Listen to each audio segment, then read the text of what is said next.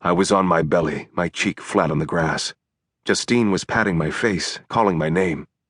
I looked past her to the fireball, what was left of my Lamborghini. It crackled with flames, and the roiling smoke obscured everything downwind from the fire.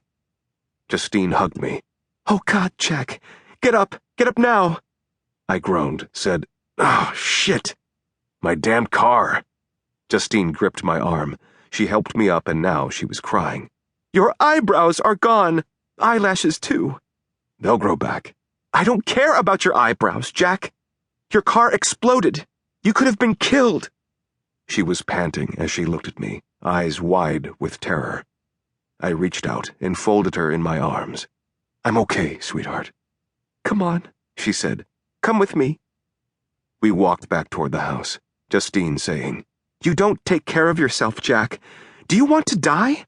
Do you?" I was wondering what the hell had just happened. Cars don't normally spontaneously combust, so what had caused the fire? Had it been deliberately set? Sirens screamed in the distance, got louder as they closed in on my stretch of highway. 3 fire rigs appeared out of the gloom, pulled up on the roadside. Firefighters bailed out of the trucks and trained lines on the burning car. Steam sizzled, and as the fire died, police cruisers arrived from north and south. Car doors slammed, police radios chattered. Cops set out markers and closed the highway down. An unmarked car pulled alongside Justine and me as we walked toward my front gate. Then the car surged ahead, crossed, and braked in front of us, bringing us to a stop. 2 cops got out of the gray Ford sedan. They were detectives Mitchell Tandy and Al Ziegler, and I welcomed them as warmly as I would welcome the stomach flu. Tandy and Ziegler were dogged career detectives who had taken a special dislike to me. Tandy was freshly spray-tanned, his teeth bleached to a blinding white. He had put on 10 pounds since last year when he'd tagged me for Colleen's murder. Even though I hadn't killed her, Tandy still believed in his black heart of hearts that I had. "Morning, Jack. What do you know about this?" "I'm okay, thanks for asking." "Sure, I'm glad you're okay. So now, Jack, what do you know about this?" I said, "I parked my car outside my gate last night so that Justine could get out in the morning without dinging her car. It was a dumb decision, Mitch, but that's all I know." "You have any explosives in the car?" "No, I did not." "You were insured?" "Yes, but come on, I set fire to my car for the insurance money?" Tandy didn't smile, just said, "Anyone got it in for you, Jack?" "Hell no."